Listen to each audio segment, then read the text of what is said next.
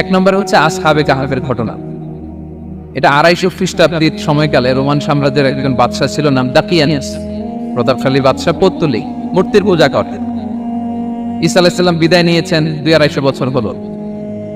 তো সব নবীর ধর্মই কিন্তু ইসলাম, যদিও আমরা নাসারা বলি, ইয়াহুদি বলি, সব নবীদের ধর্মই কি ইসলাম।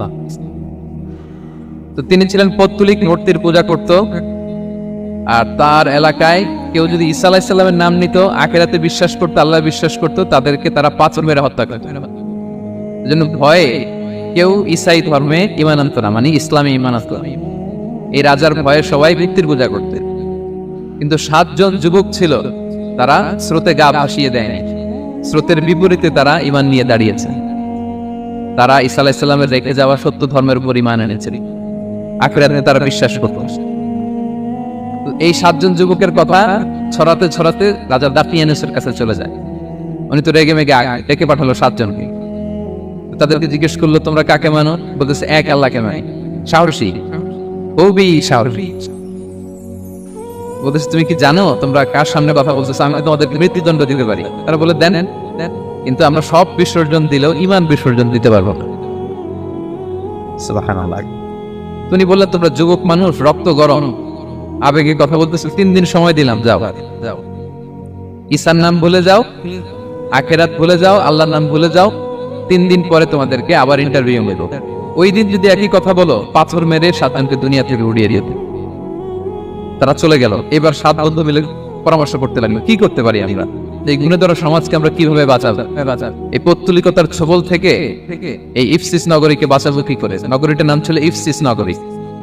বর্তমানে এটা তুরস্কের ইজমির শহরে অবস্থিত। এখনো জায়গাটা প্রত্নতাত্ত্বিকদের ইয়েতে এটা সংরক্ষিত, এখনো টুরিস্টরা যায়। তো তারা বললো, আমরা ঈমান বিসর্জন দিব না, যদি আমরা ওদের কথা মেনে নিই, আমরা তো মুশরিক হয়ে গেলাম। চলো আমরা এক কাজ করি, আমরা এলাকা ছেড়ে দেব। এই 7 যুবক আল্লাহর উপর ভরসা করে তারা বাড়ি ঘর, আত্মীয় স্বজন সব ছেড়ে দিয়ে, লোকালয় ছেড়ে দূরে একটা পাহাড়ের ভেতরে আশ্রয় নিল। পাহাড়ের ভেতরে একটা গুহা ছিল। এই গুহা কি আরবিতে বলে আল কাহাফ। কি বলে? এই সূরার নাম কি? সূরাতুল কাহাফ। তো তাদের সাথে সাথে একটা কুকুরও যাচ্ছিল। তারা বারবার তাড়িয়ে দেওয়ার চেষ্টা করতেছিল কুকুরটাকে, যাতে না যায়, কিন্তু এই কুকুর শুধু কান্না করে তাদের সাথে যাওয়ার জন্য ঘেউ ঘেউ করতেছে। এই কুকুরটাকেও সাথে নিলেন। ভালো মানুষদের সাথে থাকলে কি হয় দেখেন, এই কুকুরের কথা, যেহেতু 7 জন ইমানদারের সাথে একটা কুকুর ছিল, এই কুকুরের কথা আল্লাহ সূরাতুল কাহাফে উল্লেখ করে দিয়েছে। ওয়া কালবুহু বাসিতুন যিরাআইহি বিল ওয়াসি। তো তারা ভিতরে গেল, যে প্রচন্ড ক্লান্ত, তারা ঘুমিয়ে পড়ল। কি করলো? এই এক ঘুমে আল্লাহ 309 বছর কাটাই দিলেন। কয়শো 9 বছর? 9 বছর। ঘুম প্রচন্ড ঘুম যেন আর কাটে না। 309 বছর পরে এরা জাগিল। এখন খুব ক্ষুধা, ঘুমে আর মোর ভাঙতেছে। আর একজন জিজ্ঞেস করতেছে, কি লম্বা সময় ঘুম দিলাম বোধহয় আমরা? একজন বলতেছে, হ্যাঁ, মানুষ সারাদিনই ঘুমাইছি আমরা। আরেকজন বলতেছে, না, সারাদিন না, দিনের কিছু অংশ হয়তো ঘুমাইছি। আসলে কয় বছর ঘুমাইছে? 309 বছর। এদিকে সভ্যতার তো চেঞ্জ। এখানে ওই দাকিয়ানুস মরে, এর ছেলে মরে, এর নাতি মরে, পুতি মরে, এখন 6ষ্ঠ নম্বর রাজা আসছে। প্রজন্মের পর প্রজন্ম তো শেষ। 309 বছর, কমপক্ষে 4-5টা জেনারেশন চেঞ্জ হবে। তো জেনারেশন চেঞ্জ হয়ে, এলাকা চেঞ্জ হয়ে, তারা যে স্বপ্ন দেখেছিল এই ইফসিস নগরীতে কালিমার পতাকা উঠবে, তাদের স্বপ্ন আল্লাহ বাস্তবায়ন করেছে। 309 বছরের ব্যবধানে এই এলাকার সবাই মুসলিম হয়ে গেছে। আল্লাহ চাইছিলেন ওদেরকে দেখাবে এটা, যে স্বপ্নটা যে বাস্তবায়ন হয়েছে এটা দেখাবে। তো ঘুম থেকে উঠছে, একজনকে তারা বললো যে লুকায় লুকায় চাদর মুড়ি দিয়ে কিছু রুটি নিয়ে আসো বাজার থেকে, যাতে তোমাকে না চেনে। চাদর মুড়ি দিয়ে যাও। কিছু পয়সা ছিল, মুদ্রা দিয়ে দিস। তো সে যে যখন দোকানদারের কাছ থেকে রুটি নিয়েছে আর মুদ্রা দিছে, দোকানদার বলে, এই মুদ্রা থেকে আসলো। 309 বছর আগে মালয়েশিয়াতে রিঙ্গিট ছিল কিনা জানি না, যেভাবে ওরা ট্রানজাকশন করতে পারে, যেটা ছিল, ওইটা যদি এখন কেউ দেয়, রাজধানী বিলাসে খাবার পাওয়া যাবে?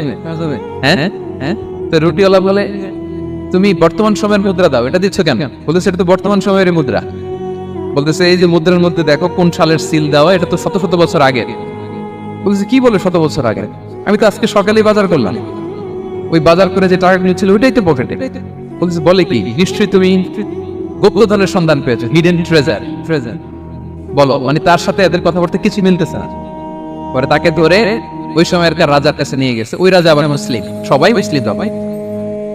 সে যা বলে এরাও কেউ বিশ্বাস করে না, এরাও যা বলে এও বিশ্বাস করে না। আর এলাকায় এর বাড়িঘর আসবে থেকে, এর নাতি পুতি যা আছে 5-6 পুরুষ তো মরে সবাই কবরে। তখন তার কথা শুনে সবাই অবাক।